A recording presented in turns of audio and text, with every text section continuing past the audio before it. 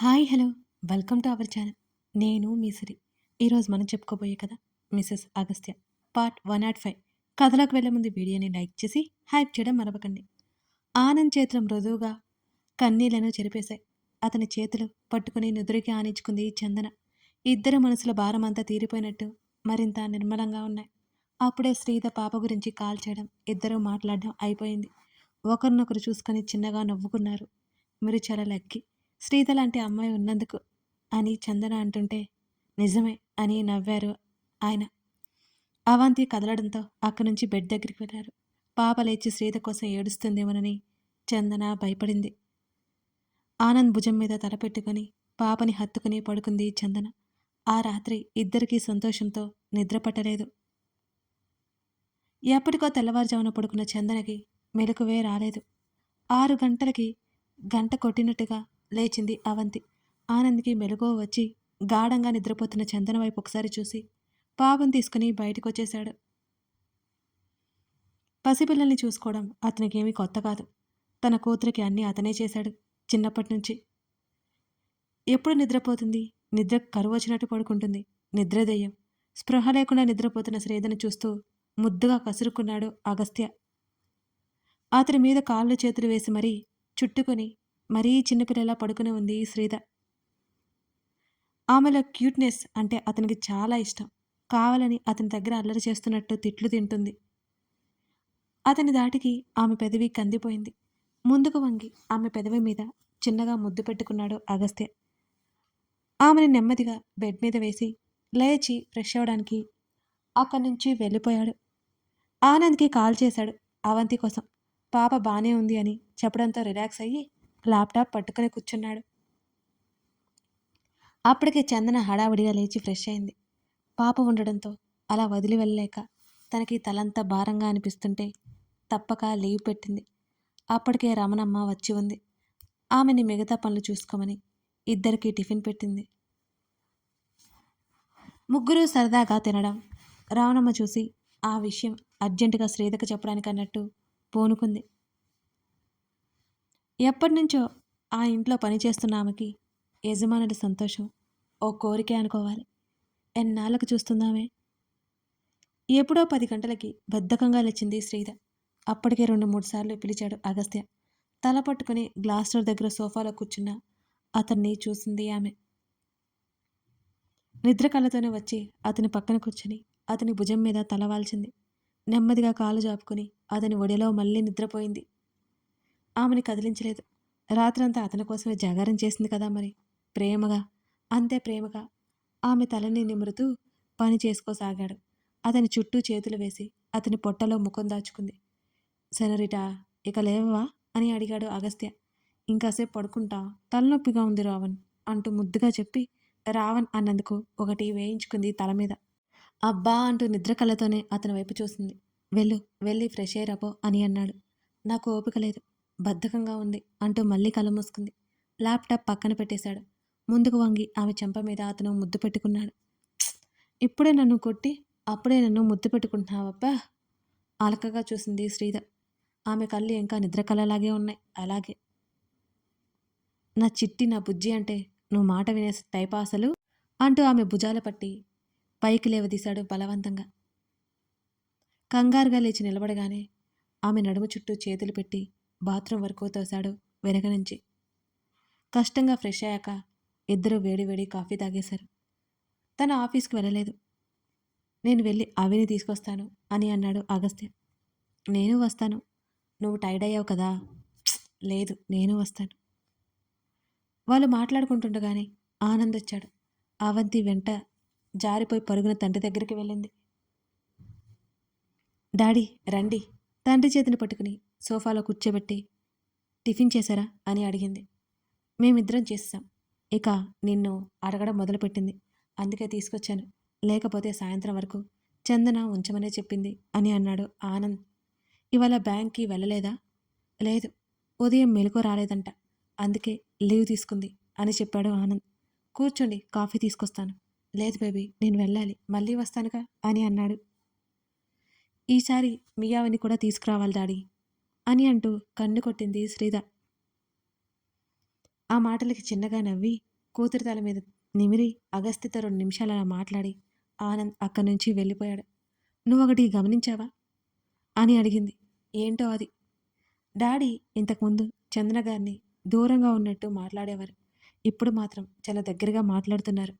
రాత్రి కూడా daddy మాట్లాడుతుండగానే phone లాక్కుని మాట్లాడారు. వాళ్ళు అన్నీ క్లియర్ చేసుకున్నారని నాకనిపిస్తోంది అని అంటూ అగస్త్య వైపు చూసింది శ్రీద. మంచిదే కదా! ఇప్పటినుంచైనా ప్రశాంతంగా ఉండు. అతడు వెటకారంగా అనగానే ఆమె మూతి తిప్పింది. ఈ రాక్షసేంటి నా కోసం ఏడ్చి నీ దగ్గర సెటిల్ అయింది అంటూ కూతురు కోసం చేతులు చాపింది శ్రీద. తండ్రి భుజం కరుచుకుని వెళ్ళలేదు. ఏయ్ రాక్షసి రావా అనగాలే కళ్ళు మాత్రమే ఎత్తి తల్లి వైపు కోపంగా చూసింది అవంతి. అగస్త్య నవ్వుతున్నాడు. డాడీ డాడీ మమ్మీ రాశి అంటూ తనకొచ్చిన మాటల్లో ముద్దు ముద్దుగా చెప్పసాగింది. మీ మమ్మీనే పెద్ద రాక్షసి బేబీ, నువ్వు ప్రిన్సెస్వి అని చెప్పగానే కిలాకిలా నవ్వేసింది. అబ్బా, దీనిలాగా నాకిన్ని తెలివితేటలు ఎక్కడ ఇచ్చాయి? ఏడిస్తే నిన్ను ఎప్పుడో సతీమాట జవదాటని పతిని చేసేదాన్ని. కానీ నాకు అదృష్టం లేదులే. రాక్షసుడే ఏకంగా నా పతి అయ్యాడు అనగానే పాపని భుజం మీద వేసుకుని శ్రీద గడ్డం పట్టి ముఖాన్ని దగ్గరికి లాక్కొని ఆమె కింద పెదవిని ఓ ఘాటిచ్చి వదిలేశాడు. ఆ నొప్పికి కీచుమని అరిచి అతని వైపు కోపంగా చూసింది. ఏమీ ఎరుగనట్టే కూతురితో ఆటల్లో పడిపోయాడు అగస్త్య. నిజంగానే పెద్ద రాక్షసుడు. తిట్టుకుంటూ కిచెన్లోకి వెళ్ళిపోయింది శ్రీద.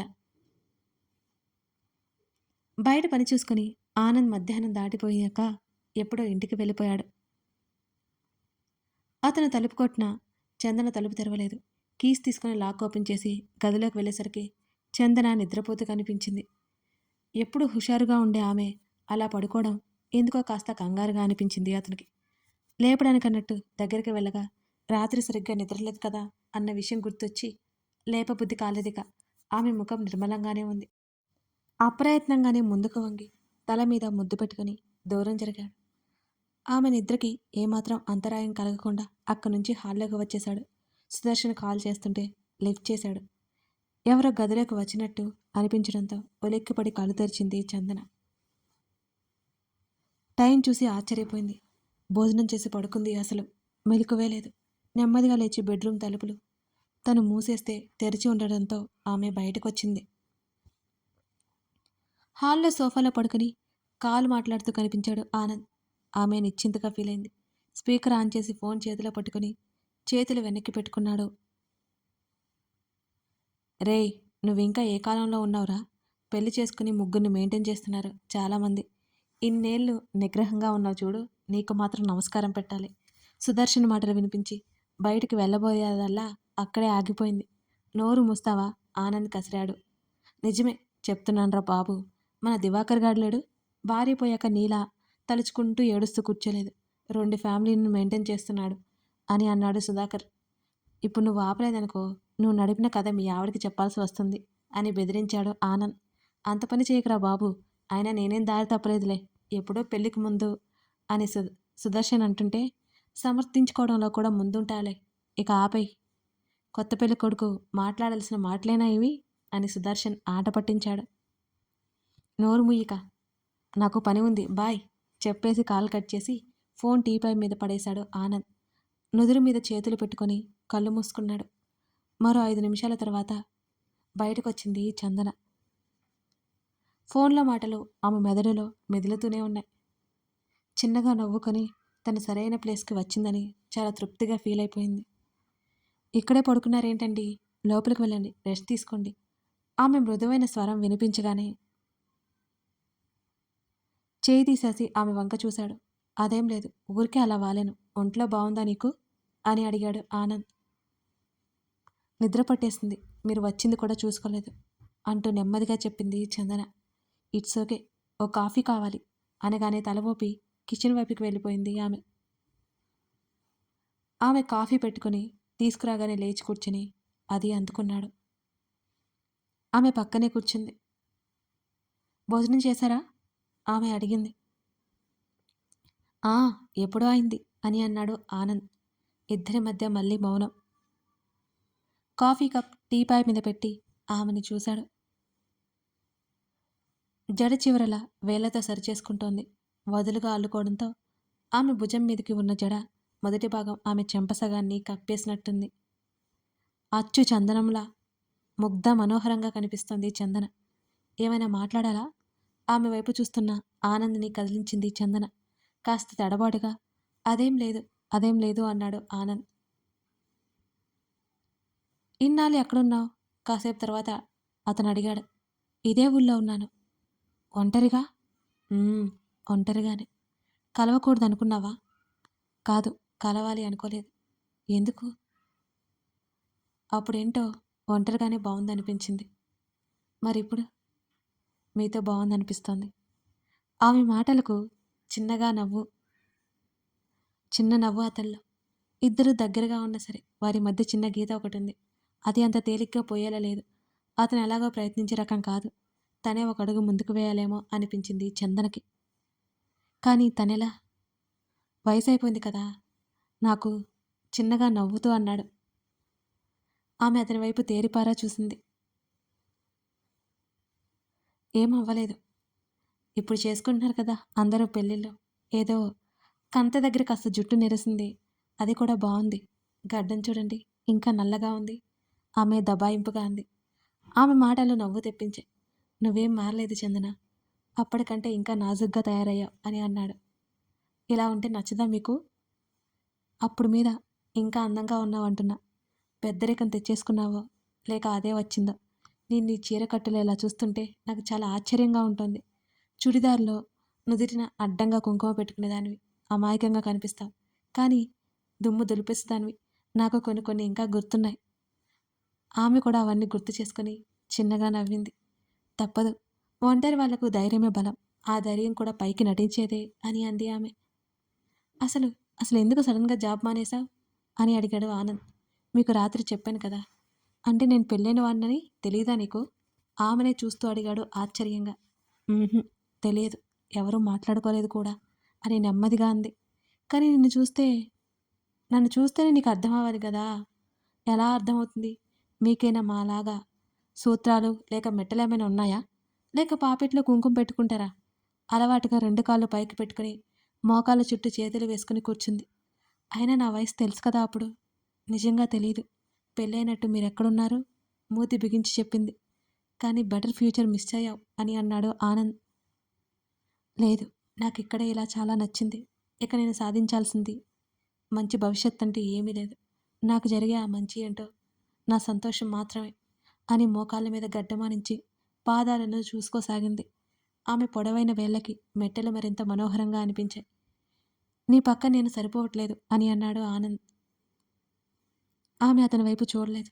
కొంచెం పొట్టొచ్చింది, ఇంకేం మారలేదు మీరు అలకగా చెప్పింది అలాగే తల కిందకి దించి చూసుకుంటూ. ఆమె మాటలకి అప్రయత్నంగా చిన్న నవ్వు అతనిలో. బెడ్ రెస్ట్లో చాలా రోజులు ఉన్నాను కదా, ఇక ఆపడం నా వల్ల కాలేదు. శ్రీ డైలీ వర్కౌట్ చేయమని చావగొట్టేది అని నవ్వాడు. అది బెడ్ రెస్ట్ వల్ల రాలేదని నాకు తెలుసులే అంటూ కళ్ళు తిప్పి అతని వైపు చూసింది చందన. అయోమయంగా చూశాడు. అంటే అని అడిగాడు. శ్రీధ నాకు అన్నీ చెప్పింది. బాగా తాగేవారు నిజమేనా అని మోకాళ్ళ మీద చంపానించి అతని వైపు చూస్తూ అడిగింది. ఒక క్షణం గతుక్కుమన్నాడు. అలవాటైంది అని నెమ్మదిగా చెప్పాడు. అది తగ్గిస్తే మళ్ళీ మునుపట్లా అయిపోతారు. నీకు అభ్యంతరం ఉందా? కాకపోతే నాకేం అభ్యంతరం లేదు. మీ ఆరోగ్యం ముఖ్యం. అంతగా మానేయలేరు అంటే వారానికి ఒకసారి, అంతేగాని ప్రతి రాత్రి అదే పనా? చదువుకున్నవారు మీరు కూడా అలా అయిపోతే ఎలా? చూపులు అతని వైపు నుంచి నెమ్మదిగా తిప్పుకుంది చందన. లింక్ పెట్టకు. నా వల్ల ఎవరికీ నష్టం జరగదు అని అన్నాడు. ఎవరికీ జరగదు. మీ వల్ల మీకు నష్టం జరుగుతుంది. మీ గురించి నాకంతా తెలుసు. ఆరోగ్యం పాడైపోదా? ఇప్పుడంటే తెలియదు. ఇంకో 10 ఏళ్ళు గడిస్తే అన్నీ బయటపడతాయి. మా నాన్న అలాగే తాగిపోయారు. ఆ దిగులుతో మా అమ్మ పోయింది. అదంటే నాకు అసహ్యం. ఆమె చివరి మాటలు నెమ్మదిగా వచ్చాయి. సారీ. దేనికి సారీ? ఇప్పటినుంచి లిమిట్లో ఉంటానుగా అని అన్నాడు ఆనంద్. శ్రీధ గొడవేసుకుంటుందేమో. ఆమె చిన్నగా నవ్వింది. ఏ ఎందుకు? తను చెప్తే చేయని పని ఎవరైనా చెప్తే మీరు చేస్తే తనకి కోపం వస్తుంది కదా అని అంటూ ముసిముసిగా నవ్వింది చందన కూడా. అతనికి విషయం గుర్తొచ్చింది. పెళ్లి చేసుకోమని శ్రీధ చెప్తే వినలేదు, అగస్త్య చెప్తే విన్నాడని చందన ముందే గొడవ పెట్టుకోవడంతో చందన దాని గురించే అంటోందని, ఆట పట్టిస్తుందని అర్థమైపోయింది అతనికి. కథ కొనసాగుతుంది. నాకేంటో వీళ్ళ స్టోరీ కూడా చాలా బాగా నచ్చింది. అంటే రాసేటప్పుడు ఫీలే ఇప్పుడు కూడా. మీకు కూడా ఈ స్టోరీ నచ్చిందనే అనుకుంటున్నాను. లైక్ చేయడం, కామెంట్ చేయడం మర్చిపోకండి. ఇంకొన్ని రోజులు పోతే ఇవే 2 ఎపిసోడ్స్ వస్తాయి. మీరు బాగా లైక్ చేస్తే కదా నాకు కూడా ఇంట్రెస్టింగ్ అనిపించేది. వీళ్ళకి ఇంకా ఇంకా ఇవ్వాలనిపిస్తుంది. మీరు అలా డల్‌గా ఉంటే నేను కూడా డల్ అయిపోతాను. మిస్ చేయకండి friends. Thank you for watching this video.